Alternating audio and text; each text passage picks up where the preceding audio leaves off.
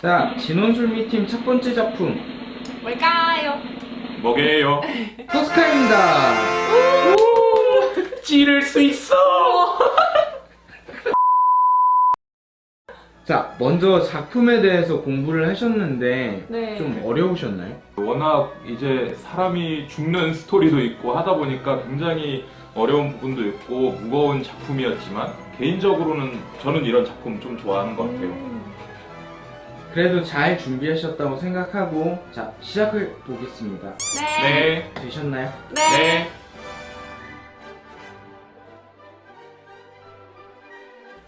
네, 토스카라는 작품은 작곡가 자코모 푸치니가 곡을 썼고요. 그 내용은 처음에 대본가 일리카라고 하는 사람이 썼다고 해요.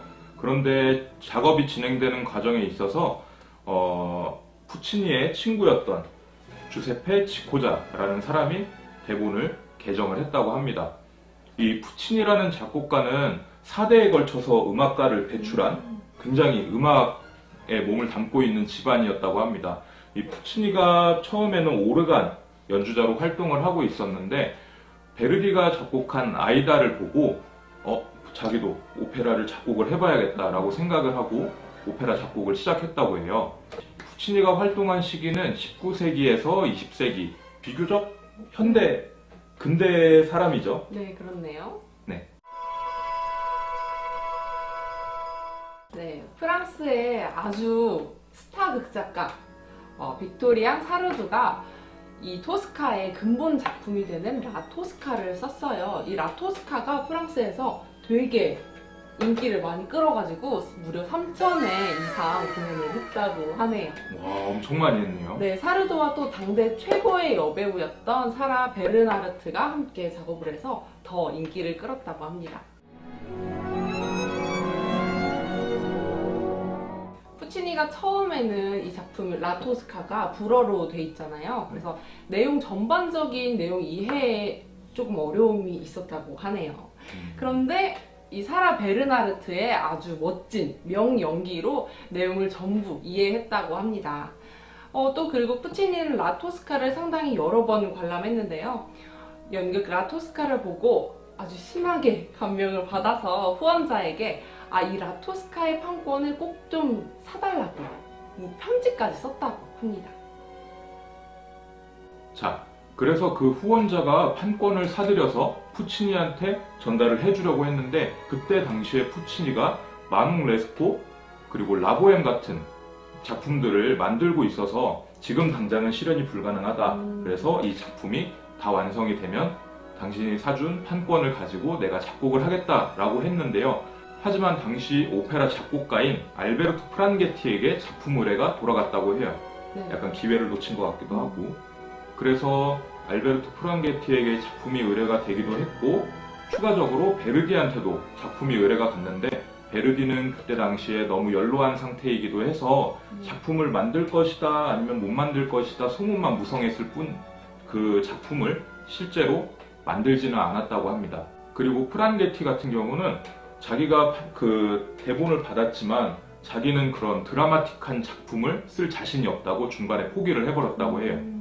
그래서 시간이 흐른 다음에 푸치니가 다시 작품을 받게 됐는데요. 푸치니하고 대본가였던 일리카 그리고 푸치니의 친구였던 지코자 그리고 원작자였던 사드루까지 포함해서 이 작품을 만들기 위해서 정말 많은 노력을 했다고 합니다. 네, 결론적으로는 더 멋진 토스카를 만나볼 수 있어서 잘된 일이 아닌가 싶네요. 네.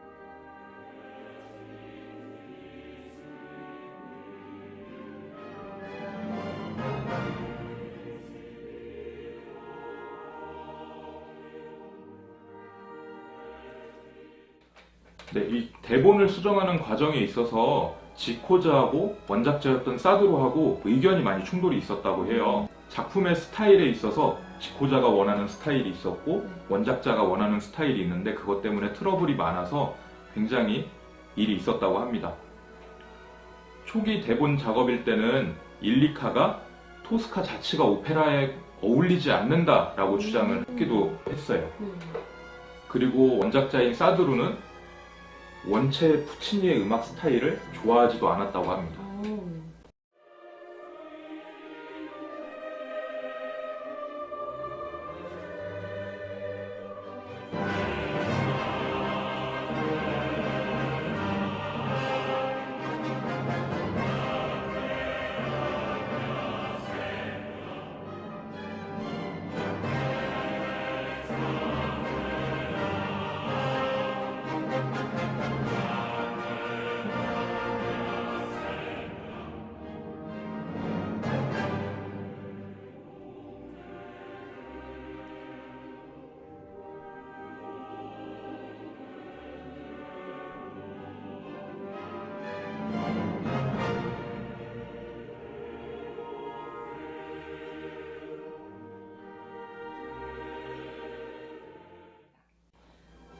무대의 배경이 당시 시대상을 상당히 잘 반영한 작품이에요. 그게 시대 상황 자체가 1800년대 당시에는 이미 나폴레옹이 알프스 산맥을 넘어서 이탈리아를 침공할 때 그 시점을 그게 배경으로 잡았다고 합니다. 네, 그래서 이태리 사람들은 이 프랑스의 혁명적인 면을 본받아서 많은 사람들이 그런 혁명적인 움직임들이 있었다고 하는데요. 그래서 나폴리 왕국에서는 이들을 반동 군사라고 생각해서 탄압을 했다고 합니다. 자, 그게 배경인 1800년대 그때를 기준으로 삼아서 생각을 해보면 그때 당시에 사람들의 기대 수명이 대략 30대? 그쯤 됐다고 해요. 네. 그걸 기반으로 생각을 해봤을 때 그게 캐릭터들의 나이를 많아봤자 30대 후반 정도, 그리고 젊은 청년들의 나이는 10대 후반 이 정도라고 볼 수 있겠어요. 그때 당시에 그게 작품이 그렇게 비극적인 결말들이 많지 않았다고 해요. 네. 그런데 토스카에서는 막상 그게 끝에 가서 다 죽어버려요. 네. 그렇기 때문에 그때 당시 사람들의 생각으로는 이건 뭐지? 하는 엄청난 충격이 있었을 것 같아요. 네, 그래서 어떻게 보면은 좀 어떤 거부감이나 그런 느낌들이 있었을 것 같네요.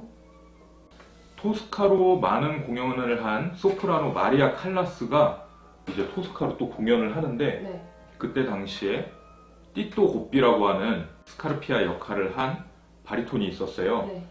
그런데 실제 연기를 하는 도중에 이 마리아 칼라스가 맡은 역이 티토 고삐를 찌르는 씬이 있거든요. 그런데 마리아 칼라스가 역에 너무 심취해버린 거예요. 진짜 찌른 거. 네. 실제 소품에 칼이 사용이 됐고 네. 마리아 칼라스가 너무 심취를 해버려서 실제로 찔러버린 거죠. 이렇게 너무 역에 몰입을 해가지고 이런 해프닝이 발생하기도 했다고 해요. 또 마지막에 토스카가 성벽에서 뛰어내려서 투신을 하잖아요. 네. 그때 뛰어내렸는데 밑에 반동을 해서 다시 튀어오른 거지. 얼마나 웃겼을까.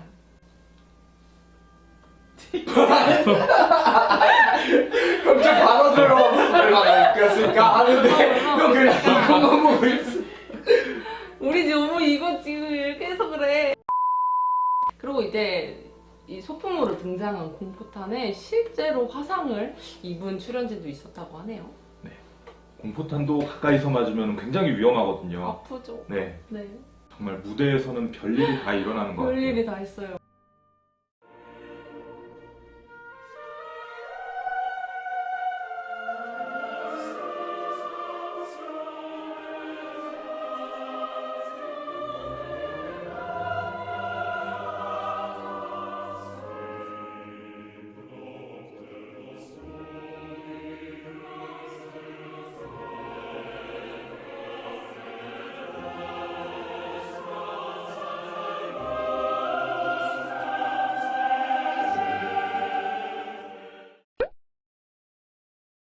경감은 오페라 가수였던 토스카를 자신의 여자로 취하기 위해서 욕심을 내고요. 그의 남자친구였던 그 사람을 체포를 하게 되는 거죠. 네, 안젤로티를 숨겨주지 않았느냐라는 죄목을 씌워가지고요. 네, 아주 흑심이 있는 캐릭터죠. 사실 오페라 가수라고 한다면 그때 당시의 아이돌이라고 할 수 있는 거잖아요. 네. 무대에 서서 아주 아름다운 사람이 아름다운 노래를 부르고, 그러니까 스카르피아 입장에서도 얼마나 그 여자가 탐이 났겠어요. 아니 그래도 연인이 있는 사람인데 자기가 너무 좋다고 해서 이렇게 막 나쁜 놈이죠. 안 되는 거 아닙니까?